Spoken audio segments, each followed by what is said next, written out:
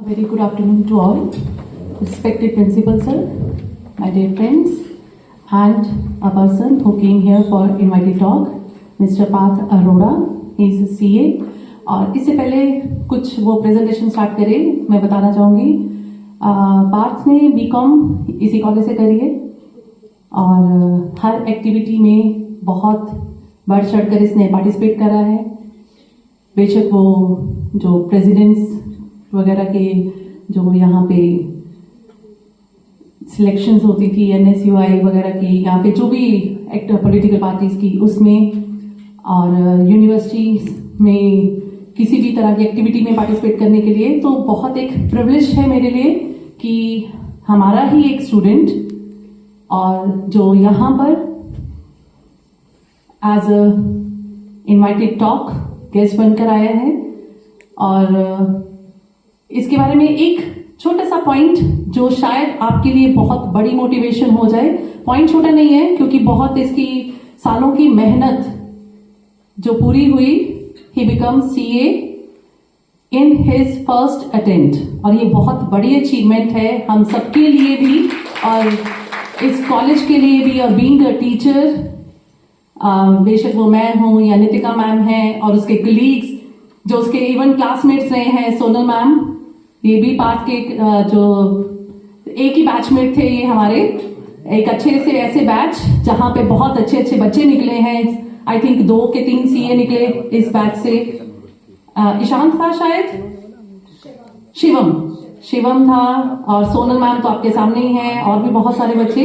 But ये बहुत बड़ा प्रिविलेज था हमारे लिए कि हमारा एक ऐसा स्टूडेंट और बहुत बड़ी बात जिसने अपनी फर्स्ट अटेम्प्ट में CA कंप्लीट करी और 2019 से बड़ी बड़ी कंपनीज के साथ इसने अपनी प्रैक्टिस करी और 2019 ऑनवर्ड्स ये कांगड़ा में ही CA की प्रैक्टिस कर रहा है अपनी। और a very warm welcome mister और CA पार्थ अरोड़ा। ठीक है, I request him please come. और ये आपको एक GST के ऊपर कुछ इंफॉर्मेशन प्रोवाइड करवाएगा जो सिर्फ MCOM और MBA के स्टूडेंट्स के लिए नहीं है। आई थिंक हम सब के लिए जो आगे जाके बिजनेस वगैरह में जाना चाहते हैं या जो आगे जाके जॉब करना चाहते हैं या जो आगे फर्दर अपने इस फील्ड में आगे अपनी प्रोसेसिंग करना चाहते हैं, तो बहुत इंपॉर्टेंट है हम सबके लिए जो अपने पेरेंट्स के बिजनेस को इवन हैंडल करना चाहते हैं। तो GST के ऊपर एक लेक्चर है, that is goods and services tax, जो जुलाई 2017 में इंप्लीमेंट हुआ था। और मिस्टर पार्थ आपको उसके बारे में किस तरह से रजिस्ट्रेशन प्रोसेस है, क्या फायदा है, ठीक है, तो आप इसको सुनिए और I hope you will enjoy और you will get the information regarding the GST process and how it will conducted in India. Mister Parth please.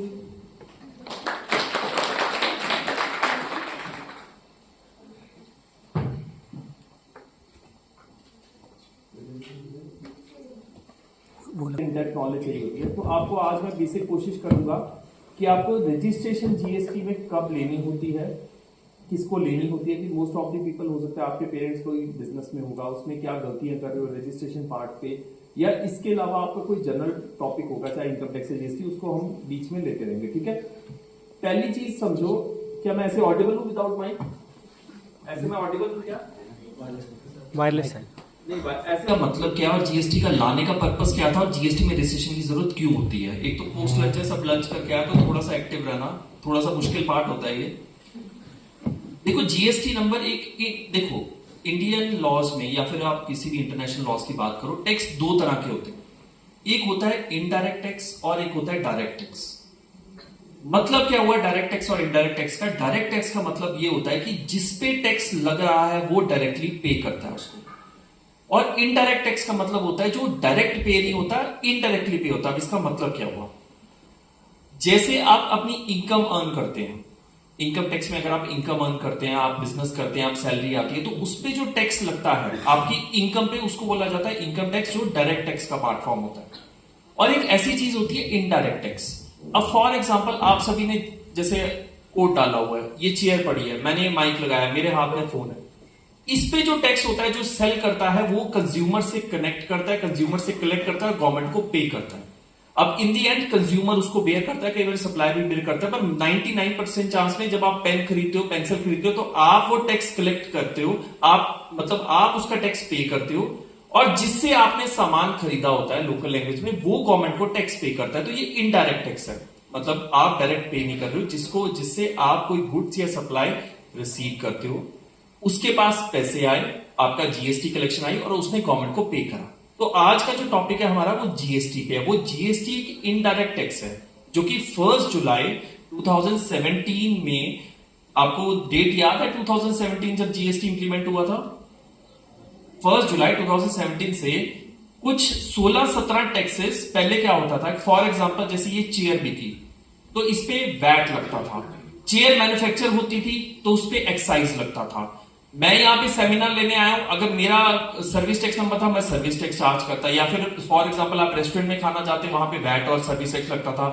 कोई गुड्स हिमाचल में एंटर करता था, कोई किसी स्टेट में एंटर करता था, उसमें सीएसटी लगता था। तो गवर्नमेंट इस तरह से प्लान लेके आई कि ये सभी टैक्स को सब्स्टिट्यूट करके एक सिंगल टैक्स बनाया गया जिसका नाम बोला गया जीएसटी। उसका बेनिफिट क्या है? एक तो मल्टीपल आपको एक्ट की रजिस्ट्रेशन से रिलैक्सेशन मिली, आपको सिर्फ एक डिपार्टमेंट से डील करना है जो कि है जीएसटी डिपार्टमेंट। आप पे मल्टीपल जो, जैसे फॉर एग्जांपल जैसे मैंने चेयर का एग्जांपल दिया, इस पे एक्साइज भी लग रहा था, इसको बेचने पे वैट भी लग रहा था, और अगर एक स्टेट से दूसरी स्टेट भेजता तो सीएसटी भी लग रहा था। अब वो सब खत्म हो चुका है। अब ये चेयर मैन्युफैक्चर हुई, एक्साइज चला गया, जब बेच रहा होगा सिंपल उसने जीएसटी चार्ज करना है और कुछ नहीं चार्ज करना है। बेसिक बैकग्राउंड क्लियर हुआ जीएसटी का कि इनडायरेक्ट टैक्स है। सिंपल सेल पे जब आप, और एक चीज हमेशा याद रखना, जब जीएसटी से आप डील करते हो तो सेल परचेज ऐसा कोई शब्द नहीं है। जीएसटी में एक ही वर्ड यूज होता है, सप्लाई। मैंने सामान बेचा या सामान खरीदा, एक वर्ड यूज हमेशा आपने जिंदगी में याद रखना है, सप्लाई। याद रहेगा। जब जीएसटी आप नंबर, किसी के पास जीएसटी रजिस्ट्रेशन आती है तो पहले उसका बेसिक बैकग्राउंड समझे कि एक 15 डिजिट का नंबर एक असेसी को एलोकेट होता है। उस 15 डिजिट के नंबर में आपने ध्यान रखना है, 15 डिजिट के नंबर में पहले 2 नंबर होते हैं स्टेट कोड। आप कभी भी नेक्स्ट टाइम किसी से इनवॉइस लेंगे तो उसको स्टडी करना। पहला क्या होता है? State code. उससे नेक्स्ट 10 डिजिट होते हैं उसका पैन नंबर, उससे नेक्स्ट 2 डिजिट होते हैं उसका एंटिटी नंबर, और लास्ट डिजिट रैंडम नंबर रहता है। तो ये चीज याद रहेगी। आप और चीज, आपको एक चीज पता है कि अगर आप किसी का भी जीएसटी नंबर आपके पास हो तो आप उसका चेक कर सकते हो, उसका प्लेस ऑफ बिजनेस क्या है, वो रिटर्न्स भर रहा है, आपको पता है इस चीज का। तो नेक्स्ट टाइम आपको ये मैं हल्का सा पोर्टल पे ना लाइव डेमो देके जाऊंगा, तो आपको अगर बाई चांस कभी चेक करना है तो आप पूरा स्टडी कर सकते हो कि इसका जीएसटी नंबर ये है, इसका ये पार्टनर है, इसने यहां पे प्लेस ऑफ बिजनेस रखा हुआ है, ये धंधा कर रहा है, ये सामान बेच रहा है और ऐसे ऐसे रिटर्न भर रहा है। तो आप किसी का भी ना ये चेक कर सकते हो। जैसे फॉर एग्जांपल आप रेस्टोरेंट में खाना खाने जाते हो, वहां पे आपको रेगुलर नहीं कंपोजिशन वाला दिखता है, रजिस्ट्रेशन 2 तरह की होती है, तो वो आपसे टैक्स नहीं कलेक्ट कर सकता। तो थोड़ा सा आप इसमें ना एक्टिव भी रह सकते हो। अब जी सबसे जो मेरा टॉपिक आज का है रजिस्ट्रेशन, देखो एक नॉर्मल आदमी, फर्म, कंपनी, असेसी, वो जीएसटी में रजिस्ट्रेशन कब लेनी होती है? आप मेरे को थोड़ा सा आइडिया देंगे कि कब लेनी होती है, जो आपको थोड़ा सा बैकग्राउंड पता है।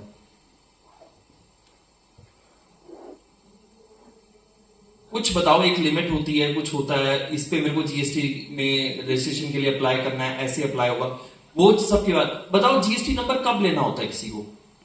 थोड़ा सा मतलब इंटरेक्ट करो, गलत ही बोलो कोई बात नहीं, उसको करेक्ट करेंगे। कोई आइडिया नहीं जीएसटी नंबर कब लेना होता है? फॉर एग्जाम्पल इस कॉलेज को जीएसटी नंबर लेना होगा, ये बताओ। अच्छा, आप एजुकेशन जब आप फीस पे करते हो उस पर जीएसटी लगता है? लगता है। चलो स्टार्ट करते हैं। देखो जीएसटी की एक लिमिट होती है। कुछ लोगों को या कुछ असेसी को जीएसटी नंबर विदाउट लिमिट भी लेना होता है। पहले मैं बात करूंगा कि जीएसटी नंबर कब लेना होता है और क्यों लेना होता है, कैसे लेना होता है। देखो जब भी आप गुड्स में डील करते हैं या सर्विसेज में डील करते हैं, जैसे फॉर एग्जांपल गुड्स मतलब जैसे बाहर किसी की कन्फेक्शनरी की शॉप है वो सर्विसेज से डील कर रहा है, कोई स्टेशनरी की शॉप है वो गुड्स से डील कर रहा है। तो रजिस्ट्रेशन कब लेनी होती है? जब आप सप्लाई, पहली चीज सेल परचेज हम नहीं बोलेंगे फॉर नेक्स्ट 30-40 मिनट्स, हम क्या बात करेंगे? सप्लाई। हम कुछ भी सप्लाई करते हैं और हमारा, अगर मैं हिमाचल की बात करूं, सालाना बिजनेस कितना बोला मैंने? सालाना बिजनेस या सालाना सप्लाई, अगर हम सर्विसेज में डील कर रहे हैं तो 20 लाख, और अगर हम गुड्स में डील कर रहे हैं तो 40 लाख। अगर वो 20 lakh for services, 40 lakh for goods, अगर ये दोनों क्राइटेरिया मैच होता है तो आपको जीएसटी रजिस्ट्रेशन लेनी पड़ती है। यहां तक क्लियर हुआ? अभी थोड़ा सा मैं इसको आगे ऑल बताऊंगा, एलैबोरेट करूंगा इसमें। तो ये चीज क्लियर हुई कि 20 लाख और 40 लाख। फॉर एग्जांपल जैसे बाहर एक स्टेशनरी की शॉप है, अगर उसका फॉर एग्जांपल उसने बिजनेस अप्रैल में स्टार्ट किया और उसका बिजनेस नवंबर में आके 39 और 40 लाख क्रॉस करने वाला है, क्या उसको रजिस्ट्रेशन लेनी पड़ेगी? अगर 40 लाख क्रॉस करने वाला है तो उसको रजिस्ट्रेशन लेनी पड़ेगी। बेसिक समझ रहे हो? उसी तरह फॉर एग्जांपल मैं चार्टर्ड अकाउंटेंट हूं, मैं क्या प्रोवाइड कर रहा हूं? मैं सर्विसेज कर रहा हूं या मैं गुड्स कर रहा हूं? सर्विसेज। तो जैसे मेरी टर्नओवर 20 लाख को एक्सीड करेगी, क्या मुझे रजिस्ट्रेशन लेनी पड़ेगी? यस। तो अब ये चीज क्लियर रहेगा कि 20 lakh for services, 40 lakh for goods. कुछ स्टेट्स की वेरी भी करती है। 10 स्टेट्स ऐसी हैं जिनमें ना रजिस्ट्रेशन की लिमिट कंपैरेटिवली लोअर है। वो नॉर्थ ईस्ट स्टेट जैसे मिजोरम वगैरह, उनकी 10 लाख भी है। बट हम हिमाचल की बात करेंगे तो हिमाचल में क्या है? 20 लाख फॉर सर्विसेज और 40 लाख फॉर गुड्स। ये चीज पता लगी। अच्छा, अब नेक्स्ट क्वेश्चन आता है कि ये 20 लाख और 40 लाख कैसे कैलकुलेट होगा? अब एक चीज मैं आपको बताऊंगा, आपको इस चीज में जब मैं बताऊंगा कि कब ये लिमिट कैसे कैलकुलेट होती है, आपको इस चीज को सुन के बहुत हैरानी होगी। पहले उससे पहले मैं 2-3 क्वेश्चन पूछूंगा। सपोज कर लो एक फार्मर है, ध्यान से समझना, मैं पूरा एक्सप्लेन करके जाऊंगा इसको। एक फार्मर है, वो सालाना 1 करोड़ रुपए का सिर्फ अपनी फसल बेचता है, क्या उसको जीएसटी रजिस्ट्रेशन लेने की जरूरत है? क्या उसको जीएसटी रजिस्ट्रेशन लेने की जरूरत है? बताओ। 1 करोड़ की टर्नओवर है, बताओ। ये अब ध्यान से सुनो, जो ये 20 और 40 लाख की मतलब रेशियो कैलकुलेट, टर्नओवर कैलकुलेट कैसे होती है, वो बहुत बड़ा एक खेल है। उसमें आप मान के चलो कि इतनी ज्यादा मिस्टेक होती है हमारी मार्केट में। अब ध्यान से सुनना, उस 40 और 20 लाख की लिमिट में क्या क्या इंक्लूड होता है। पहले आ गया, देखो सप्लाई 3 तरह की होती है। एक होती है सप्लाई जिसपे टैक्स लगता है, एक सप्लाई ऐसी होती है जिसपे टैक्स नहीं लगता, 0 लगता है। एक होती है सप्लाई जो एग्जम्प्ट होती है, जिसमें सरकार ने नोटिफिकेशन दी होती है कि इस पे टैक्स नहीं लगना चाहिए। मतलब जैसे आप अपनी जब कॉलेज की फीस देते हो, उस पे कभी भी जीएसटी चार्ज नहीं होता, क्योंकि एजुकेशन एग्जम्प्ट करी है सरकार ने, नोटिफिकेशन के थ्रू, एग्जम्पशन के थ्रू एग्जम्प्ट करी है। तो टर्नओवर 3 तरह की हुई, एक हुई टैक्सेबल, एक हुई 0 रेटेड, नील रेटेड, और एक हुई एग्जम्प्ट। अब ये 20 लाख और 40 लाख की जब टर्नओवर आप कैलकुलेट करते हो, उसमें जितनी टैक्सेबल है, जितनी एग्जम्प्ट है और जितनी नील रेटेड है, वो तीनों कैलकुलेट होती है। अब मेरी बात समझे, क्या बोला मैंने? कि जितनी भी टैक्सेबल है। अब एक एग्जांपल बड़ा बेसिक लेते हैं, कॉलेज के पास आप समझ जाओगे। फॉर एग्जांपल सामने एक स्टेशनरी की शॉप है, वो पेन भी बेचता है, वो प्रिंटेड बुक्स भी बेचता है, और हो सकता है वो बुक बाइंडिंग की सर्विस भी देता हो। तो वो तीनों काम कर रहा है। अगर जो पेन है उस पर जीएसटी लगता होगा, पर जो प्रिंटेड बुक्स होती है उस पर जीएसटी नहीं लगता। अब मुझे एक एग्जांपल बताओ, उसकी पेन की टर्नओवर 10 लाख है और प्रिंटेड बुक्स की टर्नओवर 31 लाख है। टोटल क्या हुआ? 41 लाख। क्या उसको जीएसटी नंबर लेना है? जब उसको जीएसटी नंबर लेना है, ये आंसर इज यस, उसको लेना पड़ेगा, क्योंकि वो 40 लाख की जो एग्रीगेट टर्नओवर है वो एक्सीड कर रही है। 40 और 20 को जो टर्नओवर है उसको बोला जाता है एग्रीगेट टर्नओवर। और एग्रीगेट टर्नओवर की डेफिनेशन में तीनों चीजें आती हैं। क्या आती हैं? टैक्सेबल, नॉन टैक्सेबल और एग्जम्प्ट। सिंस उसने 10 लाख रुपए की टैक्सेबल सर्विसेज दी और 30 लाख की नॉन टैक्सेबल दी, उसकी एग्रीगेट टर्नओवर क्या हुई? 10 लाख की टैक्सेबल, 30 लाख की नॉन टैक्सेबल, तो टोटल एग्रीगेट टर्नओवर क्या हुई? 40 लाख। तो इट मींस की एग्रीगेट टर्नओवर उसकी 40 लाख को एक्सीड कर गई, इससे उसको रजिस्ट्रेशन जीएसटी में लेना पड़ेगा। याद रहेगा। अब एग्जांपल आते हैं वापस फार्मर के लिए। फार्मर की टर्नओवर 1 करोड़ थी, क्या उसको जीएसटी रजिस्ट्रेशन लेना पड़ेगा? हां या ना? नहीं। एक आवाज आई नहीं, बाकी बताओ। क्या फार्मर की, क्योंकि 40 लाख की लिमिट, वो गुड्स है ना, फसलें गुड्स होती हैं, सर्विसेज नहीं होती, क्या उसको जीएसटी रजिस्ट्रेशन लेना पड़ेगा? लेना पड़ेगा। अब ध्यान से सुनो, रजिस्ट्रेशन में एक वैसे रजिस्ट्रेशन का सेक्शन जो होता है दैट इज 22, एक सेक्शन होता है 23 जिसमें बोला जाता है कुछ लोगों को रजिस्ट्रेशन की जरूरत नहीं है, चाहे टर्नओवर जितनी मर्जी है, चाहे करोड़ में है चाहे खरब में, ठीक है। उसमें दो लोग मेंशन है, एक जो बिल्कुल नील रेटेड सप्लाई करते हैं या जो बिल्कुल एग्जाम सप्लाई करते हैं, कंप्लीट मतलब उनकी टैक्सेबल सप्लाई कुछ भी नहीं है। जैसे फॉर एग्जांपल इस कॉलेज में हम हैं, एजुकेशन एग्जाम्प्ट है जीएसटी में। अब कॉलेज की टर्नओवर मान लेते हैं 10 करोड़ है, क्या उसको जीएसटी रजिस्ट्रेशन लेनी है? नहीं, क्योंकि जो भी एंटिटी 100% एग्जाम्प्ट सामान बेचती है या 100% नील रेटेड सामान बेचती है, उसको जीएसटी में रजिस्ट्रेशन नहीं लेनी होती, याद रहेगा। इसी वजह से क्योंकि किसान 100% ऐसा सामान बेचता है जो जीएसटी में एग्जाम्प्ट है, तो उसको जीएसटी में रजिस्ट्रेशन नहीं लेनी पड़ेगी, याद रहेगा। अब मुझे एक और क्लॉज बताओ। सपोज करो एक किसान की टर्नओवर है 1 करोड़, उसको अभी तक जीएसटी में रजिस्ट्रेशन लेनी है? नहीं। अब मान लो उसने अपने खेत के बाहर एक छोटी सी शॉप बनाई, ठीक है, ध्यान से समझना बात को, और उसको 2000 रुपए रेंट पे, कमर्शियल रेंट पे दे दिया, और कमर्शियल रेंट पे जीएसटी लगता है। जैसे आप कोई भी फॉर एग्जांपल यहां से जाते हो, आपको शॉप्स दिखती है ना, अगर उनका 20 लाख से ऊपर का अगर रेंट होता है तो उनको जीएसटी रजिस्ट्रेशन लेना पड़ता है और जीएसटी पे भी करना पड़ता है। तो 1 करोड़ की टर्नओवर है किसान की, पर उसने एक शॉप बनाई बिल्कुल अपने खेत के बाहर और उसको रेंट आउट कर दिया। अब थोड़ा सा मुझे बताओ आप क्या समझे इस बात से? अब किसान पे क्या इंप्लीकेशन होगी? उसको अब जीएसटी रजिस्ट्रेशन लेना पड़ेगा और जीएसटी उस रेंट पे 18% कलेक्ट करके गवर्नमेंट को जमा कराना पड़ेगा। अब मैक्सिमम लोग ये गलती बहुत ज्यादा करते हैं। जैसे कोई किसान होते हैं कि छोटी सी दुकान खोल ली, पर पीछे किसानी खेती चली और उससे लाखों रुपए इनकम आ रही, पर आगे कोई कन्फेक्शनरी की या किसी भी चीज की दुकान खोली और जीएसटी नंबर नहीं लेते, बहुत बड़ा ब्लंडर होता है। हालांकि डिपार्टमेंट भी इतनी अप्रोच नहीं है कि वो पकड़ पाए चीजों को। तो कभी भी याद रखना कि आपकी 100% एग्जाम टर्नओवर है, पर आप कुछ भी अगर 10 रुपए का सामान भी बेचते हो तो आपको जीएसटी नंबर लेना पड़ेगा, जीएसटी का पूरी फॉर्मेलिटीज करनी पड़ेगी, और जीएसटी नंबर पे जो आपने सामान बेचा है वो उस पर जीएसटी कलेक्ट करके गवर्नमेंट को जमा कराना पड़ेगा। ये बहुत बड़ी मिस्टेक होती है, पर हमारा सिंस क्योंकि डिपार्टमेंट की अप्रोच बहुत लिमिटेड है, क्योंकि उनके पास जितनी मैन पावर सप्लाई है वो इस केसेस तक पहुंच ही नहीं पाते। तो याद रहेगा, क्लियर है कि जी एग्रीगेट टर्नओवर की डेफिनेशन को पूछे तो 20 lakh for services, 40 lakh for goods, और एग्रीगेट टर्नओवर में तीनों चीजें आती हैं, चाहे एग्जाम्प्ट है, चाहे टैक्सेबल है या नील रेटेड है, याद रहेगा।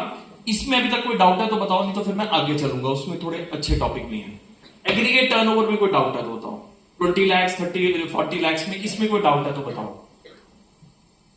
ये क्लियर है, याद रहेगा 20 लाख और 40 लाख।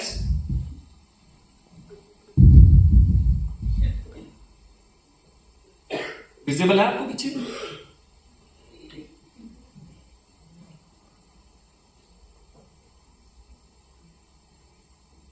अभी हमने जैसे टॉपिक इसमें से कौन सा करा है, हमने टैक्सेबल पर्सन का समझा, रजिस्ट्रेशन कब लेनी है वो समझा, और कुछ सिनेरियो में ऐसा होता है कि आपकी टर्नओवर चाहे 10 रुपए भी हो तब भी आपको कंपल्सरी रजिस्ट्रेशन लेनी पड़ती है, वो भी मैं बताता हूं आगे। और ये केस मैंने आपसे डिस्कस कर दिया, identify the person who are not liable for registration. कौन से वाले पर्सन लाइबल नहीं होते? जो 100% एग्जम्प्ट वाला काम करते हैं या 100% नील रेटेड वाला काम करते हैं।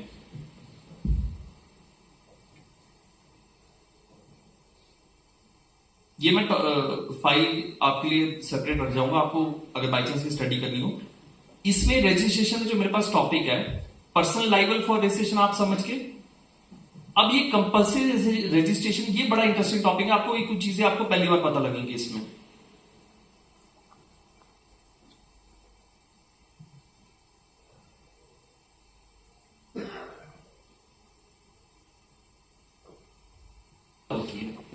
अब आपको इसमें ध्यान से मेरी बात सुनना। जब किसी की भी रजिस्ट्रेशन की लाइबिलिटी आती है कि उसको जीएसटी नंबर लेना है, तो उसके पास 2 टाइम पीरियड होते हैं। जीएसटी नंबर 40 लाख या 20 लाख की टर्नओवर एक्सीड कर गई, उसको 30 डेज के अंदर, जब टर्नओवर मेरी 20 लाख मैं सीईओ या फिर जैसे कोई बाहर कोई गुड्स बेच रहा है, गिफ्ट शॉप है, कुछ भी है, उसकी टर्नओवर जब एक्सीड कर रही है 40 लाख, उसको 30 डेज के अंदर अपनी रजिस्ट्रेशन अप्लाई करनी होती है। ये मैंडेटरी होता है। अगर आप 30 डेज के बियॉन्ड करते हो तो जो आपके पास सामान मतलब गुड्स पड़ा होता है उसका इनपुट टैक्स रेट नहीं बढ़ता। ये थोड़ा सा मैं सिंप्लीफाइड करता हूं, इसमें हल्का सा कॉम्प्लिकेशन है, ध्यान से समझना। रजिस्ट्रेशन जैसे मेरी फर्स्ट जैन, मैं डेट की रेफरेंस से देता हूं तो थोड़ा आप ज्यादा कैची कर पाओगे। मेरी फर्स्ट जनवरी 2026 को मेरी टर्नओवर 20 लाख को एक्सीड करी। मुझे जीएसटी नंबर कब तक अप्लाई करना है? 30 दिन ऐड करूंगा मैं, विद इन 30 डेज। मुझे 30 जनवरी तक जीएसटी नंबर अप्लाई करना है। अगर 30 जनवरी तक मैंने जीएसटी नंबर नहीं अप्लाई करा तो इसमें दो कॉम्प्लिकेशन आएगी। पहली चीज, मेरी रजिस्ट्रेशन डेट डेफर हो जाएगी। इसका मतलब क्या हुआ? मैं 1 जन को लाइबल हुआ, मेरे को 30 जनवरी तक करनी थी, मैंने नहीं करी। मैंने सपोज करो जाके 5 फरवरी को रजिस्ट्रेशन अप्लाई हुई, मेरी जो डेट ऑफ रजिस्ट्रेशन मानी जाएगी वो मानी जाएगी जब मेरे को नंबर मैंने अप्लाई करा, दैट इज 5 फेब। तो मेरे 35 दिन का लॉस हुआ, जीएसटी इनपुट कुछ नहीं ले पाया मैं सामान का। यही अगर मैंने 1 जनवरी को मैं लाइबल हुआ, मैंने 30 जनवरी से पहले अगर रजिस्ट्रेशन अप्लाई कर लेता तो मेरी डेट ऑफ रजिस्ट्रेशन होती 1 जनवरी। तो 35 दिन का जो मैं बिजनेस किया वो मेरा लॉस नहीं क्रिएट होता। आपको आईटीसी का कंसेप्ट पता है? इनपुट टैक्स क्रेडिट क्या होता है सामान खरीदने बेचने पे? आपको इसका कोई कंसेप्ट पता है? मैं बिल्कुल बेसिक लैंग्वेज से बताता हूं क्योंकि आईटीसी का रेफरेंस 2-3 बार आएगा। एक चीज याद रखना, अगर मैं बिल्कुल लेमन लैंग्वेज बोलूं, जितना भी आप सर्विसेज और गुड्स आप यूज करते हो अपने बिजनेस को रन करने के लिए, मतलब क्या हुआ इसका? सपोज करो मैं एक सीए हूं, मैंने जीएसटी नंबर है मेरे पास, मैंने सपोज करो ये फर्नीचर खरीदा एक। जब फर्नीचर खरीदा होगा, क्या मैंने जीएसटी पे करके फर्नीचर खरीदा होगा? हाँ या ना बोलो। क्या मैंने जब एक फर्नीचर खरीदा होगा क्या उस पर जीएसटी पे करा होगा? ऑब्वियसली करा होगा, बिना जीएसटी के कैसे आएगा? सामने वाला भी जीएसटी में रजिस्टर्ड है। तो सपोज करो वो 10,000 का फर्नीचर था, उस 10,000 के फर्नीचर पे खरीदने पे क्या मैंने जीएसटी पे करा होगा? तो वो मान लेते हैं 18, मान क्या मतलब फर्नीचर पे 18% जीएसटी लगता है, तो उस 10,000 प्लस 18% मैंने वो कितने में खरीदा होगा? 11,800। अब उसमें 10,000 is cost of goods and 1,800 वो है वो जीएसटी पार्ट है। अब ध्यान से समझना, मैंने उस अपने सीए के काम करने के लिए जो भी गुड्स या इनपुट खरीदने हैं, जैसे फर्नीचर खरीदा, फर्नीचर कितने का खरीदा? 10,000 प्लस 1,800 रुपए जीएसटी। ये जो जीएसटी मैंने 1,800 पे किया फर्नीचर को खरीदने के लिए, वो 1,800 मेरा बनेगा इनपुट टैक्स क्रेडिट। मतलब जो भी गुड्स और सर्विसेज हम यूज करते हैं अपने आगे सप्लाई देने के लिए काम में लाते हैं, वो कुछ भी जो हमने पे किया होता है इनपुट, वो हमारा बनता है इनपुट टैक्स क्रेडिट। और वो जब हम अपनी सर्विसेज आगे पे करते हैं, मतलब मैं सीए हूं, सपोज करो मैंने एक ऑडिट करा, मेरी 1 लाख रुपया फीस है, और उस 1 लाख पे क्या मैं 18% जीएसटी चार्ज करूंगा क्योंकि मैं जीएसटी में रजिस्टर्ड हूं? हाँ या ना? जब मैंने वो 1 लाख का बिल रेज करा, उस पे सामने वाले से 18,000 रुपए जीएसटी रेज किया, तो मेरा बिल कितने का हो गया? 1,18,000। अब वो क्या 18,000 जब मैंने चार्ज किया, क्या मैं गवर्नमेंट को पे करूंगा? क्योंकि मैंने अपना आउटपुट टैक्स लायबिलिटी है, 18,000 रुपए सामने वाले से कलेक्ट किया, क्या गवर्नमेंट को पे होगा? गवर्नमेंट को पे होगा। बट जो मैंने खरीदने पे जीएसटी दिया था, कितना दिया था? 1,800 रुपए। तो 18,000 में से वो 1,800 रुपए माइनस होंगे, मैं गवर्नमेंट को सिर्फ 16,200 पे करूंगा। मतलब समझ आया कि जो भी आप अपना काम करने के लिए कोई भी गुड्स, एलिजिबल गुड्स या एलिजिबल सर्विसेज प्रोक्योर करते हैं, उतना टैक्स जब आप आउटपुट सर्विसेज देते हैं तो उससे लेस हो जाता है। यही अगर मैं बात गुड्स के एग्जांपल से करूंगी, सपोज करो एक स्टेशनरी की दुकान है, उसने सेम ऐसा फर्नीचर खरीदा अपनी दुकान पे आगे लगाने के लिए जिसपे वो स्टेशनरी के सामान रख रहा है। जब वो सारा सामान बेचेगा, जो उसने फर्नीचर पे इनपुट टैक्स क्रेडिट उसने पे किया होगा, उसकी आउटपुट टैक्स लायबिलिटी से वो माइनस हो जाएगा। इसीलिए लोग कहते हैं ना कि जीएसटी नंबर पे खरीदो। अगर आपने लोकल लैंग्वेज में देखा हो ना, वो कहते हैं मेरा जीएसटी नंबर डाल दे। उसका बेनिफिट क्या होता है कि जो भी वो आउटपुट टैक्स लायबिलिटी पे करेगा, वहां से इनपुट टैक्स लायबिलिटी लेस हो जाएगी। ये चीज क्लियर हुई कि नहीं हुई, या मैं और एक्सप्लेन करूं? इनपुट आउटपुट का मतलब समझ आया? इनपुट मतलब जो मैंने खरीदा, आउटपुट जो मैं बेच रहा हूं। ये क्लियर हुआ?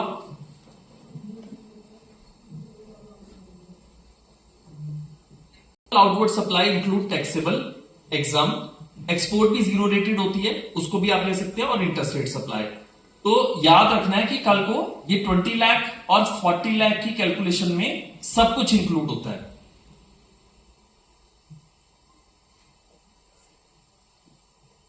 इसमें अभी किसी को डाउट है तो बताओ। ये एग्रीगेट टर्नओवर हमेशा आपने याद रखनी है। इसकी कैलकुलेशन के लिए एग्जाम, टैक्सेबल और नील रेटेड तीनों काउंट होते हैं।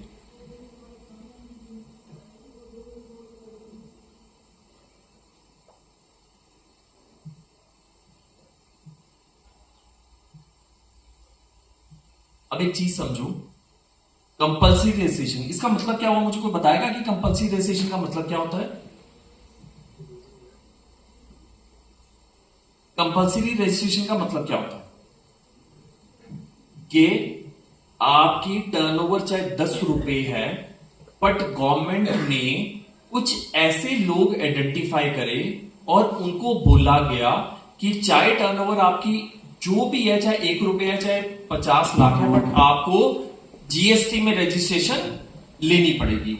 अब फॉर एग्जांपल इसमें कुछ है जो इजी अगर आप रिमेंबर करें, तो जैसे कोई इंटर स्टेट सप्लाई। अच्छा, आपको इंट्रा स्टेट सप्लाई और इंटर स्टेट सप्लाई में फर्क पता है? मतलब सप्लाई अगर अलग भी कर दूं, what is inter state and what is intra state? Inter state होती है जो एक स्टेट से दूसरे स्टेट में जा रही है, और इंट्रा क्या हुई? With in a state. तो पहला अगर आप खुद ये पढ़ के बताओ, ये क्या लिखा हुआ है?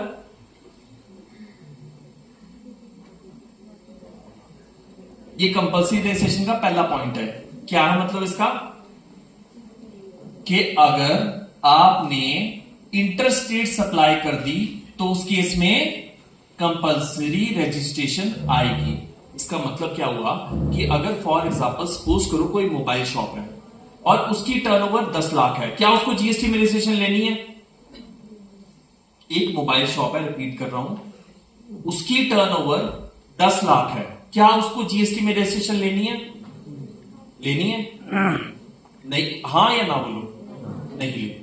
अब फॉर एग्जांपल उसको एक ऑर्डर आया, मान लेते हैं पठानकोट से, कि मुझे एक मोबाइल चाहिए और तुम पठानकोट बस से कुरियर से भेज दो। अब क्या होगा? अब उसको चाहे उसकी टर्नओवर 40 लाख से कम है फॉर गुड्स, बट उस केस में उसको कंपल्सरी रजिस्ट्रेशन आ जाएगी। ये चीज याद रखना। यहां मतलब लोकल बिजनेस ये बहुत ज्यादा मिस्टेक करता है कि इंटर स्टेट सप्लाई पे उनको यही नहीं पता कि कंपल्सरी रजिस्ट्रेशन है। जैसे मतलब इनफैक्ट हमारे क्लाइंट से भी बहुत ज्यादा होता है। सपोज करो कोई गुड्स आए फ्रॉम दिल्ली टू कांगड़ा, भेजने वाला तो रजिस्टर्ड है, पर माल कुछ खराब निकला, या माल सपोज करो उसने कुछ ऐसा क्लॉथ है उसने वापस भेजने हैं, तो गलती से क्या करते हैं, बिल काट के भेज देते हैं, इनवॉइस जनरेट किया और वापस स्टॉक भेज दिया। ये गलत तरीका है। इसमें क्या होगा कि कंपल्सरी रजिस्ट्रेशन आ जाएगी कि भाई आपको कंपल्सरी रजिस्ट्रेशन लेनी पड़ेगी। तो नॉर्मली कभी भी स्टॉक आता है तो सप्लायर को ही बोला जाता है आप क्रेडिट नोट इश्यू करके उस पर वापस मंगवाओ। ये सीटीपी पता है क्या होता है? Casual taxable person. ये सुना है कभी? कैजुअल टैक्सेबल पर्सन ऐसा टैक्स पेयर होता है जिसका परमानेंट प्लेस ऑफ बिजनेस नहीं होता। कोई एग्जांपल दे सकते हो? कोई ऐसा आपने सुना हो जिसका परमानेंट प्लेस ऑफ बिजनेस नहीं है, या धंधा करने के लिए उसके पास जगह नहीं है, परमानेंट प्लेस ऑफ बिजनेस नहीं है। अच्छा, फॉर एग्जांपल अभी ट्रेड फेयर लगा है बाहर, उसमें जितने भी लोग बैठे हैं ना उनको बोला जाता है सीटीपी, मतलब कैजुअल टैक्सेबल पर्सन, जिसका उस स्टेट में परमानेंट प्लेस ऑफ बिजनेस नहीं होता। उनकी कंपल्सरी रजिस्ट्रेशन होती है। एक नॉर्मल रजिस्ट्रेशन 5 दिन पहले आपको अप्लाई करनी पड़ती है, उसको बोला जाता है कैजुअल टैक्सेबल पर्सन। ये टॉपिक के लिए मैं ये रिवर्स चार्ज, इसमें मैं आपको एक नई चीज बताऊंगा, काफी बच्चों को नहीं पता होगी। एक चीज बताओ, कभी ऐसा हो सकता है कि सपोज करो आप सामने एक पेन लेने जाओ और पेन वाला बोले कि इसका टैक्स मैं नहीं जमा कराऊंगा, तुमने पेन खरीदा है, तुम इसका रजिस्ट्रेशन लो और सरकार को जमा करो। ऐसा हो सकता है?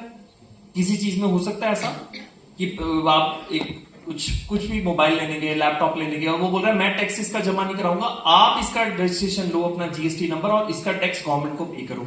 ऐसा हो सकता है कभी?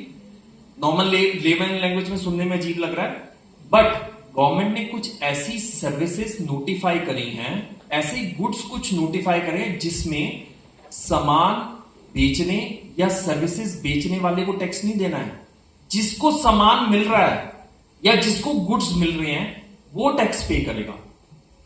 अब ध्यान से समझना, एक मैं बड़ा अच्छा एग्जांपल देता हूं, आप समझ जाओगे। सपोज करो एक कोई बिजनेस है XYZ, उसने अगर किसी लीगल एडवोकेट या उसके उस पे कोई सपोज कर लो XYZ पे एक कोई केस हुआ। जब भी कोई केस होता है सिविल कोर्ट में तो आप लॉयर को अप्रोच करते हो, तो उस XYZ ने लॉयर को अप्रोच करा और लॉयर को नोटिस का रिप्लाई देने के लिए 10,000 रुपीज फीस पे करी। उस केस में आपको सुन के हैरानी हो जाएगी, तो उस XYZ वाली कंपनी को उस 10,000 रुपए पे 1,800 रुपए 18% जो बना वो GST खुद से जमा कराना पड़ता है। तो कुछ ऐसी 15, 20, 50 सर्विसेज हैं या गुड्स हैं जिसमें जिसको सामान मिल रहा है या जिसको सर्विसेज मिल रही हैं वो गवर्नमेंट को खुद टैक्स पे करता है। तो इस केस में भी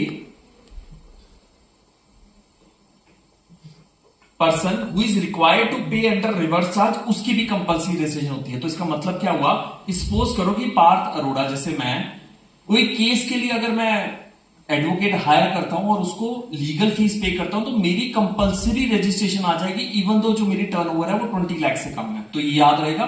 कुछ केसेस ऐसे होते हैं जिसमें जो टैक्स है वो सप्लायर जो सामान बेचता है या सर्विसेज बेचता है उसको नहीं जमा कराना होता है, जिसको सर्विसेज मिल रही है या सामान खरीद रहा है उसको पे कराना होता है। उसी तरह एक और कैटेगरी आती है जो आपको नहीं सुनने को मिलेगी, non resident taxable person NRTP। ये सुना है आपने क्या होता है नॉन रेजिडेंट का मतलब क्या होता है, ये थोड़ा सा मुझे बताओगे। नॉन रेजिडेंट का मतलब क्या होता है, इनकम टैक्स के पर्पज से बता दो मुझे। सुना आपने NR क्या होता है, non resident, not ordinary resident, मतलब सुना है नाम। NRI सुना होगा, NRI किसको बोलते हैं मुझे बताओ। नॉन रेजिडेंट क्या होता है वो आपने देखा होगा ना, कुछ मतलब प्लेयर्स या फिर ये जो सी में मर्चेंट नेवी में होते हैं वो सेल करते हैं पर वो 180 दिन मतलब कुछ टाइम बाहर रहते हैं ताकि इंडियन लॉस के टैक्स से बचें। कुछ पता है इस बारे में, ध्यान से सुनना। ये इनकम टैक्स का टॉपिक है नॉन रेजिडेंट, मतलब उसमें आगे भी कैटेगरी है पर मैं आपको बेसिक बता देता हूं। नॉर्मली आपने ना कुछ प्लेयर्स एक्टर्स देखे होंगे जो दुबई ये वो में बहुत ज्यादा सेटल हैं, सिर्फ काम करने यहाँ आते हैं, फिर उसके बाद काम इमीडिएट किया और वो बेस कैलकुलेट करके वापस आ जाते हैं। मतलब क्या होता है, देखो इंडियन इनकम टैक्स दो कैटेगरी करता है, रेजिडेंट या नॉन रेजिडेंट। अब ध्यान से समझना, जो रेजिडेंट होता है उसकी ग्लोबल इनकम टैक्सेबल होती है। क्या होता है, ग्लोबल इनकम टैक्सेबल होती है। मतलब फॉर एग्जांपल जैसे मैं यहां पे हूं, मैं सपोज करो कुछ सेमिनार लेने सपोज करो इंग्लैंड गया, वहां पे सेमिनार में मुझे पॉइंट्स में पैसे मिले, क्या वो पैसे इंडिया में टैक्सेबल होने चाहिए? इनकम टैक्स के पर्पज से जीएसटी पे नहीं आया मैं, क्या वो टैक्सेबल होनी चाहिए? द आंसर इज यस, क्योंकि अगर मैं रेजिडेंट हूं मेरी ग्लोबल इनकम टैक्सेबल है। अब इस ग्लोबल इनकम के टैक्सेबल क्लॉज को एग्जिट करने के लिए कुछ अच्छे बिजनेसमैन या फिर वो एक्टर्स या प्लेयर्स क्या करते हैं, अगर आप इंडिया से 182 डेज का एग्जिट क्लॉज ले लेते हैं कि इंडिया में मेरा प्रेजेंट 180 अगर राउंड फिगर करूं 180 दिन से ज्यादा नहीं है, तो जो मैं बाहर इनकम अर्न करता हूं वो इंडिया में टैक्सेबल नहीं होती। जैसे फॉर एग्जांपल अब ध्यान से सुनना, जैसे विराट कोहली है, ही इज ऑल्सो ट्राइंग कि वो 180 दिन बाहर रहे। अब ध्यान से सुनना, सपोज करो विराट कोहली ने इंग्लैंड में कोई एडवर्टीजमेंट करी और वो 180 दिन बाहर रहा है, तो उससे अगर 1 लाख रुपया है, क्या वो इंडिया में टैक्स होगा? नहीं होगा। इसीलिए जो सेल्समैन, मर्चेंट नेवी या फिर एक्टर्स जितने भी प्लेयर्स हैं वो ट्राई करते हैं कि 180 डेज हम इंडिया से बाहर रहें। अगर आप इंडिया से 180 डेज के लिए बाहर रहते हो तो आपकी ग्लोबल इनकम टैक्सेबल नहीं होती। इसीलिए आपने जितना देखा होगा ना कि एकदम जैसे कुछ पिक्चर खत्म हुई एकदम फ्लाइटली और बाहर चल जाते हैं कोई दुबई वगैरह, तो यही रीजन होता है वो 180 डेज के क्लॉज को एग्जिट करना चाहते हैं, क्योंकि 180 डेज का एक दिन भी ऊपर हुआ तो जो भी उन्होंने ग्लोबली इनकम कमाई है सारी की सारी इनकम इंडिया में टैक्सेबल हो जाती है। उसी तरह ये जो नॉन रेजिडेंट टैक्सेबल पर्सन क्या होता है, जैसे जो नॉन रेजिडेंट है और यहां पे आके इंडिया में काम कर रहा है, जैसे फॉर एग्जांपल किसी की अंबानी की पोर्शे कार है मान लेते हैं या रॉयल्स रॉयस है, उसमें कुछ पार्ट का डिफेक्ट हो गया, बाहर से जर्मन से इंजीनियर आना है, तो वो जर्मन से जो इंजीनियर आके इंडिया में गाड़ी ठीक करेगा या इंडिया में गाड़ी सर्विस करेगा उसको क्या बोला जाएगा कि वो नॉन रेजिडेंट है और इंडिया में आके काम कर रहा है, इसलिए नॉन रेजिडेंट टैक्सेबल पर्सन, उसको भी कंपल्सरी रजिस्ट्रेशन होनी होती है, चाहे वो 10 रुपए का काम करे चाहे लाखों का काम करे। ये याद रहेगा, नॉन रेजिडेंट टैक्सेबल पर्सन। उसके बाद ई कॉमर्स, जैसे फ्लिपकार्ट, अमेजॉन, आप जितना स्विगी, जोमेटो, उनको ई कॉमर्स बोला जाता है। ये प्लेटफॉर्म प्रोवाइड करते हैं बाकी सेलर्स को अपना सामान सेल करने के लिए।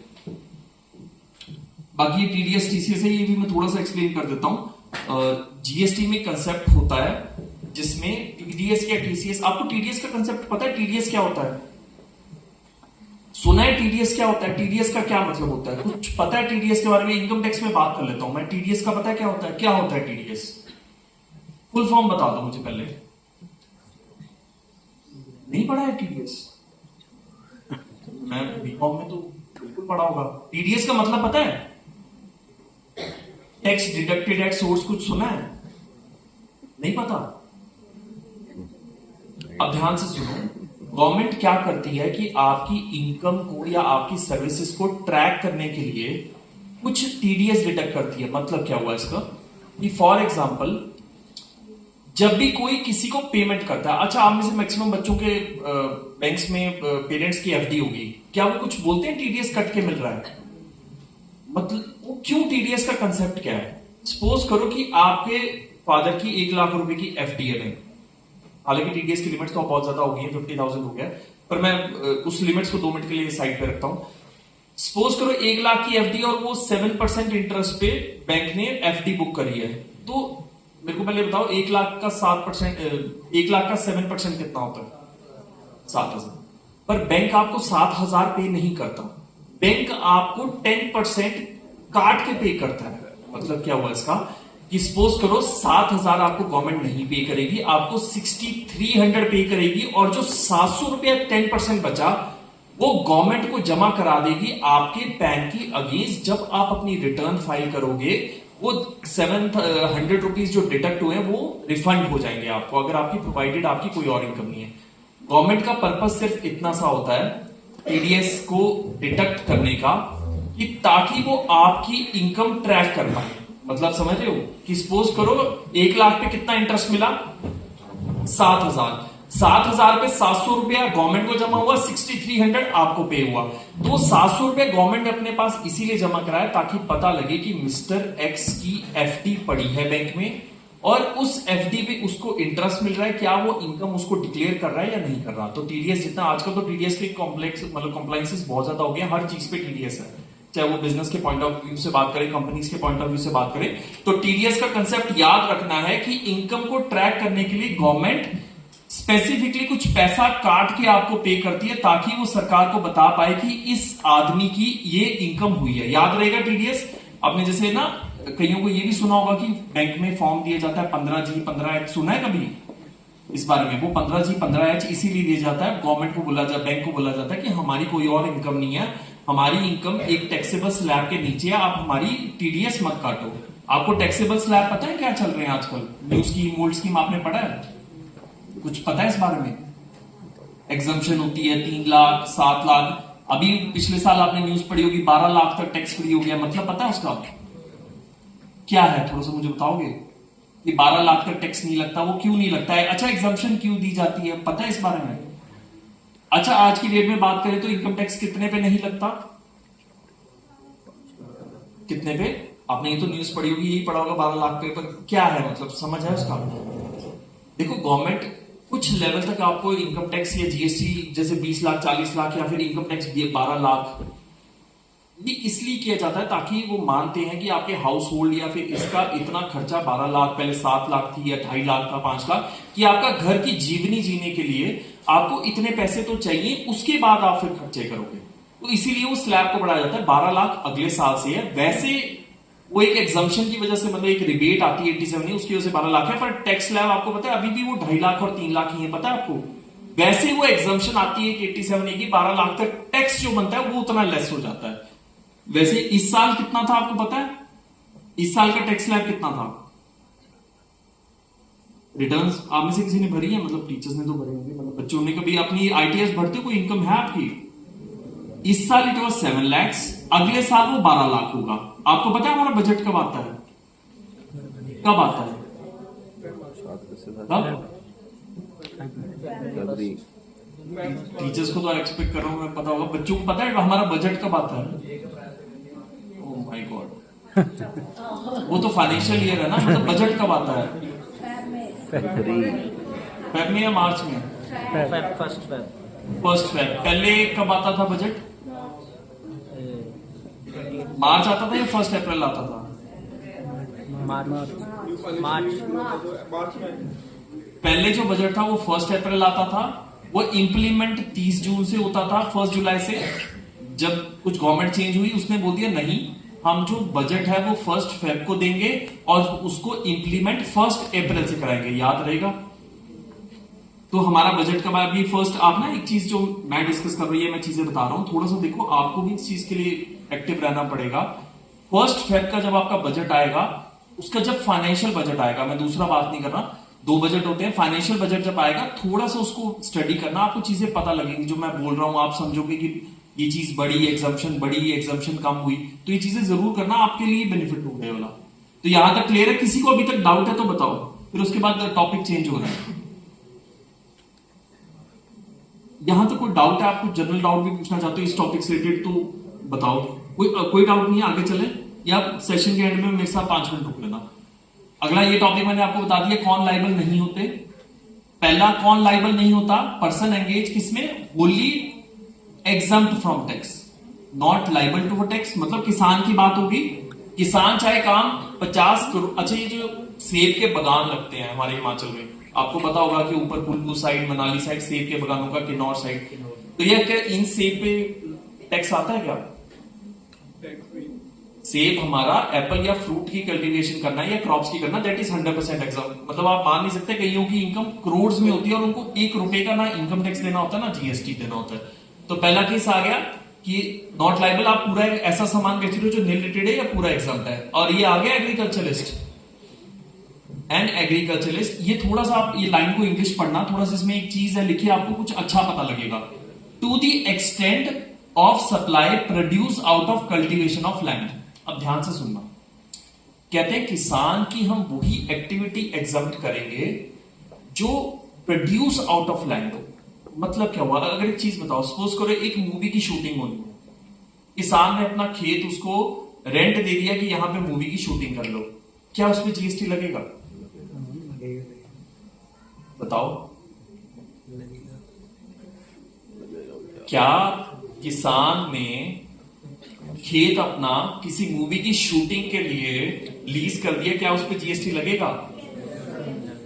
The answer is yes. तो मतलब क्या कि अगर कोई किसान खेत अगर रेंट आउट कर रहा है तो किसी भी चीज के लिए, तो उसको किसान को जीएसटी नंबर लेना पड़ेगा और उस पर जीएसटी पे करना पड़ेगा, क्योंकि जीएसटी एक्ट सिर्फ वो एग्जम्प्ट करता है जो प्रोड्यूस आउट ऑफ लैंड हो, मतलब क्रॉप्स का उगना, फ्लावर्स का उगना। उसी तरह आपको पता है नर्सरी की जो इनकम है दैट इज 100% एग्जम्प्ट। नर्सरी भी कल्टीवेट आउट ऑफ लैंड बोला जाता है। तो नर्सरी जितनी भी आप देखते हो करोड़ों का बिजनेस करते हैं, पर ना उन पे इनकम टैक्स लगता है, ना उन पे जीएसटी लगता है। इसमें एक लास्ट टॉपिक रहता है, मैं आपको बता देता हूं बस वो।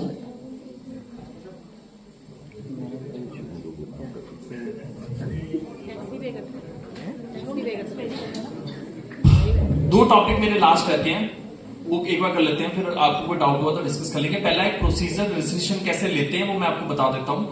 दूसरा है कि रजिस्ट्रेशन कैंसिल कब होता है, कोई गलती से हुआ या आपने करना। तो प्रोसीजर ऑफ रजिस्ट्रेशन जीएसटी का बहुत ही सिंप्लीफाइड हो गया है। आपको 5 तरह के डॉक्यूमेंट चाहिए होते हैं basic.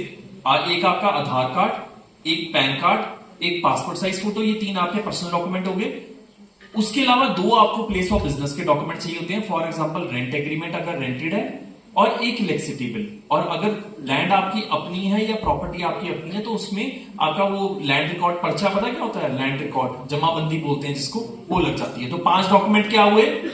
Passport size photo, Aadhaar card, PAN card, rent agreement या जमाबंदी और इलेक्ट्रिसिटी बिल। तो बड़े बेसिक से डॉक्यूमेंट है जिसमें रजिस्ट्रेशन आप जीएसटी में ले सकते हो। अब ये टॉपिक हो गया जीएसटी में रजिस्ट्रेशन, ये 5 डॉक्यूमेंट चाहिए होते हैं। रजिस्ट्रेशन जब आप अप्लाई करते हो तो एक कोई जीएसटी ऑफिसर होता है जिसके पास वो एप्लीकेशन अप्रूव होने जाता है। अगर कुछ उसमें डिस्क्रिपेंसी हो, फॉर एग्जांपल आपने रेंट एग्रीमेंट किसी और के साथ लगा दिया, इलेक्ट्रिसिटी बिल किसी और के नाम पे नहीं, नाम और सिमिलर होने चाहिए ताकि जीएसटी नंबर इजीली एलोकेट हो। तो अगर वो उसको डाउट लगता है तो रेफर बैक कर देता है, एक्सप्लेनेशन मांगता है कि फॉर एग्जांपल कि बिजली का बिल मिस्टर एक्स के नाम पे है और रेंट एग्रीमेंट मिस्टर वाई के नाम पे है, तो इसको एक्सप्लेन करो, अदरवाइज वो जीएसटी नंबर एलोकेट होगा। अब इस सारे में क्या हो रहा था कि जब जीएसटी ऑफिसर के पास ये नंबर अप्रूव होने जा रहा था तो बहुत ज्यादा हेडल हो रही थी। गवर्नमेंट जो ऑफिसर्स है वो इजीली नंबर अप्रूव नहीं कर रहे थे और इसमें ना बहुत ज्यादा ब्राइबरी इन्वॉल्व थी। मतलब नॉर्मली 5,000 10,000 नॉर्मल ऑफिसर्स इस तरह आस्क फॉर करते थे कि हमें कि इतने पैसे दो तो आपका नंबर अप्रूव कर देंगे। इस सब को डील करने के लिए गवर्नमेंट ने एक नया लॉ निकाला, रूल 14A, जो कहता है कि अगर आपने जीएसटी नंबर अप्लाई किया है तो 3 दिन के अंदर आपका जीएसटी नंबर ऑटोमेटिकली अप्रूव होगा, प्रोवाइडेड दैट आपकी 2.5 लाख रुपए से कम टैक्स लायबिलिटी है B2 मतलब बिजनेस टू बिजनेस में। मतलब इसको 2 मिनट के साइड, तो 3 डेज के अंदर अब जीएसटी नंबर मिलता है इजीली विदाउट किसी ऑफिसर के इंटरवेंशन के। 3 दिन के अंदर उनको मतलब एलोकेट करना ही होता है, वरना डीम अप्रूव हो जाता है। ये हो गया जीएसटी नंबर एलोकेशन का। कुछ केसेस अब इससे बिल्कुल ऑपोजिट कि जीएसटी नंबर कैंसिल कैसे हो सकता है। देखो कैंसिल हमेशा याद रखना 2 तरीके से हो सकता है, या तो जिसने जीएसटी नंबर दिया है वो एप्लीकेशन दे दे कि मुझे कैंसिल करना है, या ऑफिसर कैंसिल कर दे।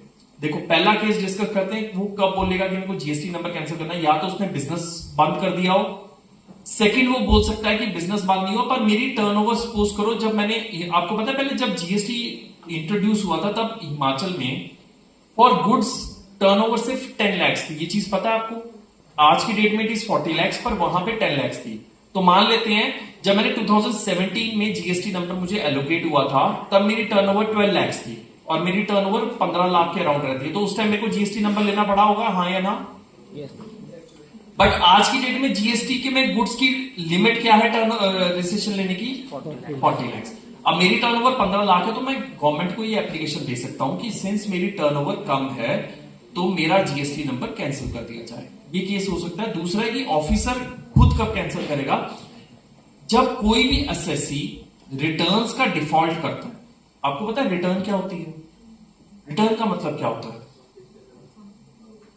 देखो जब भी आप गवर्नमेंट को डाटा देते हो कि मैंने इतनी सेल करी है और इतनी परचेज करी है, तो आप ऐसे थोड़ी देते हो कि पेज पे लिख के दे दिया कि ये मेरी 5,000 सेल है, 6,000 परचेज है, ये नहीं।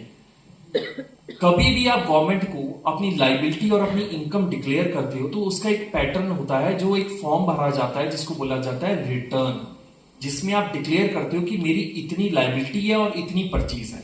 वैसे उसी तरह इनकम टैक्स रिटर्न की मेरी इतनी इनकम है और इतना टैक्स बनता है, तो उसको रिटर्न बोला जाता है। अगर मैं कंटिन्यूस 6 मंथ के लिए अपनी रिटर्न फाइल नहीं करता तो उस केस में जो ऑफिसर है आपका जीएसटी नंबर कैंसिल कर सकता है। उसके लिए वो नोटिस देता है। नोटिस का अगर आप रिप्लाई टाइमली फाइल कर दो कि मैं अपना बिजनेस दोबारा स्टार्ट करना चाहता हूं, कि मैं गलती से मेरी कोई एक्स रीजन की वजह से, मेरे अकाउंटेंट की गलती की वजह से, या मैं डाटा नहीं दे पाया और मैं रिटर्न नहीं भर पाया, तो उस केस में वो रिटर्न अगर आप टाइमली सारी भर दो तो वो जो कैंसलेशन है उसको विड्रॉ कर लेता है और आप बिजनेस नॉर्मली कर सकते हो। यहां तक आपको क्लियर हुआ कि नहीं हुआ? क्लियर है? अगर आपको कोई डाउट है रजिस्ट्रेशन में, इसमें रजिस्ट्रेशन और कैंसलेशन में कोई डाउट है तो बताओ। ये याद रहेगा 20 लाख 40 लाख, उसमें एग्जाम्प्ट आएगा, नील आएगा, टैक्सेबल आएगा, याद रहेगा टर्नओवर्स। कोई डाउट है तो बताओ। इसमें कोई डाउट नहीं है आपको? कोई डाउट है तो मेरे से क्वेश्चन आप पूछ सकते हो, मतलब जीएसटी से रिलेटेड या इनकम टैक्स से रिलेटेड भी आपको कोई डाउट है तो डिस्कस कर सकते हैं हम। 5 मिनट है मेरे पास, बताओ। इंडस्ट्री लिमिटेड का आप चेक कर सकते हो कि वो रजिस्ट्रेशन मतलब रिटर्न भर रहा है नहीं भर रहा है। जब आपको मिल जाएगा तो उसके बाद मुझे यस बोलना। मिला जीएसटी नंबर? मिल गया? अब इधर देखना मेरे पास, ये सिंपल जीएसटी की वेबसाइट है, दिख रहा है? अगर मैंने नया रजिस्ट्रेशन अप्लाई करनी हो तो वहां पे सिंपल में सर्विसेज में जाके जीएसटी नंबर अप्लाई कर सकता हूं। बड़ा बेसिक सा प्रोसेस होता है, आपको सब मिल जाएगा। ये देखो रजिस्ट्रेशन दिख रहा है। अगर मेरे को रजिस्ट्रेशन इस तरह अप्लाई करनी है तो वो भी दिखा देता हूं। न्यू रजिस्ट्रेशन, 5 डॉक्यूमेंट मैंने बताया आपके पास होने चाहिए। तो ये आपसे पूछेगा आप कहां से हो, आपकी कौन सी स्टेट है, डिस्ट्रिक्ट कौन सी है, नाम क्या रखना है, पैन क्या है, ईमेल क्या है, नंबर क्या है, उसके बाद वो ओटीपी भेजेगा। ये हो गया रजिस्ट्रेशन का। अब बात करते हैं, यहां पे जब आप gst.gov.in पे जाओगे ये साइट खुल जाएगी आपके पास। अब मुझे सर्च करना है जीएसटी नंबर किसी का। अब मुझे बताओ कि वो जो रिलायंस इंडस्ट्री नंबर लिमिटेड है उसका जीएसटी नंबर क्या है, क्या है?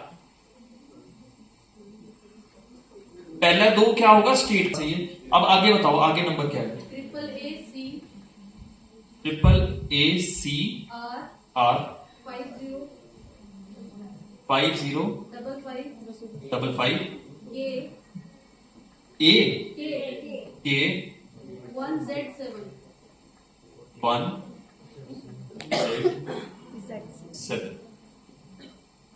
अच्छा एक चीज देखो, 27 महाराष्ट्र का कोड होगा। टैन का आपको एक फॉर्मेट समझा देता हूं, याद रहेगा। देखो पहले 3 होते हैं रैंडम डिजिट, चौथा होता है कि वो है क्या, वो एंटिटी क्या है। C स्टैंड फॉर कंपनी, जैसे आप अपने सभी पैन खोल के देखना आपका P लिखा होगा। जो फर्म होती है उसमें F लिखा होता है, LLP होती है उसमें L लिखा होता है। अच्छा ये क्या है, C फॉर कंपनी, तो चौथा कैरेक्टर क्या होता है पैन में, कंपनी। ये 5th कैरेक्टर क्या होता है, जिससे आपका नाम शुरू होता है। जैसे R क्या है, रिलायंस इंडस्ट्री, तो R आ गया।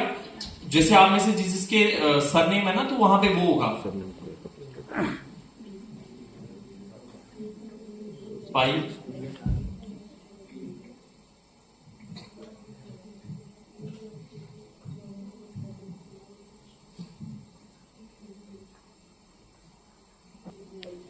क्या आ गया, रिलायंस इंडस्ट्री लिमिटेड।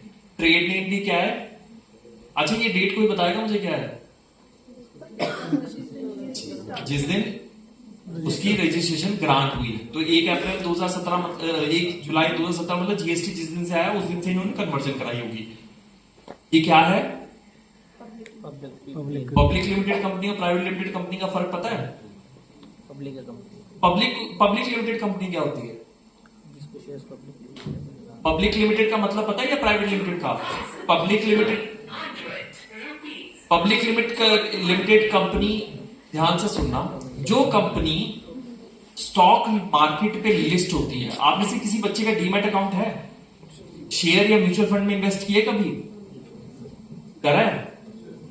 एक मैं आपको थोड़ी सी वैसे नॉलेज के लिए कह रहा हूं कि अपना ना 10 मिनट में डीमैट खुल जाता है। पेटीएम मनी किसी पे भी खोल लेना, जीरोधा या किसी पे भी, और थोड़ा सा अंडरस्टैंड करना मार्केट वर्क कैसे करती है। कि शेयर आप 100-200 रुपए 500 रुपए लगेंगे, बहुत इजी होता है एक शेयर खरीदना और उसको सेल करना, आपको समझ आएगा कि क्या होता है। तो जो कंपनी शेयर मार्केट पे लिस्टेड होती है उसको पब्लिक लिमिटेड बोलते हैं, और जो प्राइवेट लिमिटेड होती है वो जैसे कुछ 2-3 लोग आए, डायरेक्टर्स बने और उन्होंने कंपनी फॉर्म करी। अगर बिल्कुल बेसिक है, ये इसका एड्रेस आ गया, industrial area Reliance corporate park आने। अब ये देखो, ये सब कुछ आ जाएगा। वो क्या क्या सामान बेचता है, इथेनॉल बेचता है, सब ये चीजें बेचता है। ये पेट्रोलियम वाला आपने करा है। अब ये देखो, मैं सब चेक कर सकता हूं वो जीएसटी रिटर्न भरता है कि नहीं भरता। ये देखो, रिटर्न भरी हुई है सारी। ये जीएसटी रिटर्न 2 तरह की होती है। 1 होती है जीएसटी 1, जिसमें आप अपनी लायबिलिटी और बिल इनवॉइसेस अपलोड करते हो। 3B होती है जिसमें आपने जो इनवॉइसेस डिक्लेयर किए होते हैं प्लस जो आपने परचेजेस करी होती हैं वो डिक्लेयर करते हो, नेट टैक्स पे करते हो। तो इसको याद रखना। मैं भी हैरान हूं कि इन्होंने रिटर्न एक लेट फाइल करी हुई है सितंबर की। ये जो जीएसटी 1 है उसकी ड्यू डेट नॉर्मली मंथली के लिए इट इज 11। देख लो 10, 11, 11, 10 सेम पे किया हुआ है। और यहां पे सिंस ये मंथली फाइलर है, 5 करोड़ के ऊपर टर्नओवर होगी इनकी, तो 20 के आसपास आपको दिखेगा। एक रिटर्न इन्होंने लेट करी है, मतलब होना नहीं चाहिए इतनी बड़ी कंपनी। तो ऐसे आप सब चेक कर सकते हो। ये चेक किया मैंने उसके फाइलिंग, और ये भी चेक कर सकता हूं मंथली फाइलर है या क्या है। तो ये आ गया ना मंथली फाइलर है। तो आप इस तरह किसी का भी जीएसटी नंबर को कुछ भी चेक कर सकते हैं।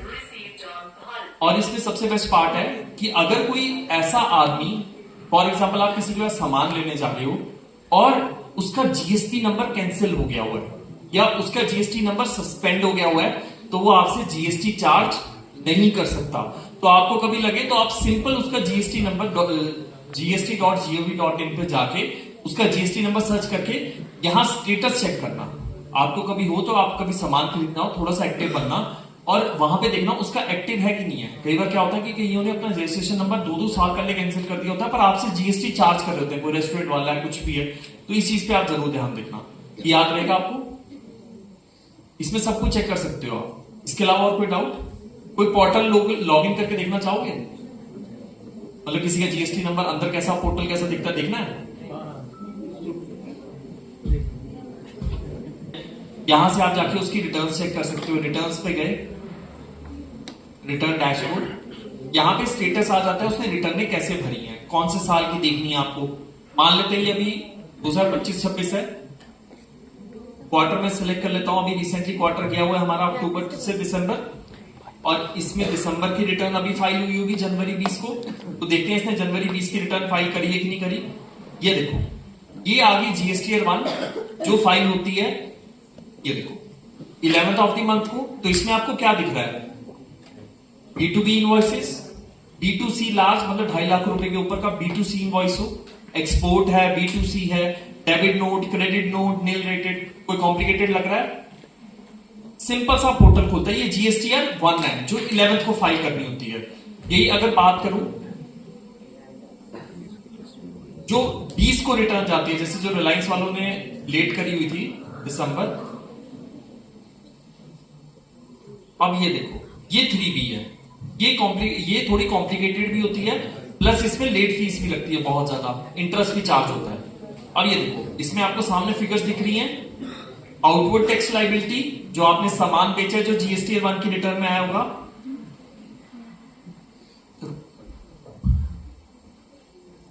तो मैंने आपको बताया inward supplies liable to reverse charge, मतलब इसने कुछ ऐसी सप्लाईज रिसीव की थी जिसका टैक्स इसको जमा कराना था असेसी को। वही अगर बात करूं, सेकंड कॉलम आ गया कि आईटीसी सप्लाई, मतलब ये रिवर्स चार्ज का सेक्शन है, सेक्शन 19(5). ये इंटर स्टेट सप्लाई, आपने एक स्टेट से दूसरी स्टेट सप्लाई किया, इसमें कंपल्सरी रजिस्ट्रेशन भी आती है। ये आता है जो एलिजिबल आईटीसी, मतलब जो खरीदने पे मैंने टैक्स दिया वो ये है सारा। ये देखो ऑल अदर आईटीसी 4,44,000, मतलब जो खरीदने पे टैक्स दिया वो ये है। ठीक है, यहां तक क्लियर है? और उसके अलावा आपने एग्जम्प्ट, नील रेटेड या फिर कोई नॉन जीएसटी सप्लाई की हो। नॉन जीएसटी सप्लाई पता है क्या आपको है? कोई ऐसी सामान आपको पता है जिसपे जीएसटी नहीं लगता? जैसे पेट्रोल, डीजल, आप कभी भी पेट्रोल डीजल डलवाने जाते हो उस पर जीएसटी नहीं लगता, क्योंकि वो जीएसटी के प्रीव्यू से बाहर है। कोई इंटरेस्ट लेट फीस लगी हो तो वही आ जाता है, और जो पेमेंट ऑफ टैक्स दिया हुआ वो ये दिया हुआ। तो याद रहेगा, पोर्टल सिंप्लीफाइड है। इसमें कुछ और देखना चाहोगे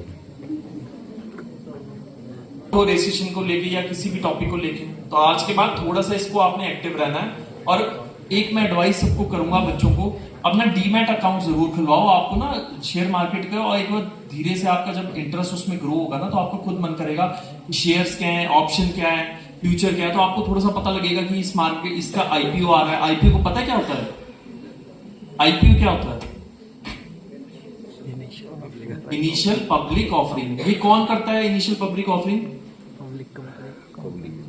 जब कोई नई कंपनी अपने शेयर्स मार्केट में सेल करती है, प्राइवेट लिमिटेड से पब्लिक लिमिटेड जाती है। पता है इस बारे में? तो डीमैट अकाउंट जरूर खुलवाना, आपको उससे काफी पता लगेगा। ठीक है, बाकी किसी को अगर कोई डाउट है तो 5 मिनट रुक सकता है मेरे साथ, अदरवाइज क्लोज। ठीक है, थैंक यू।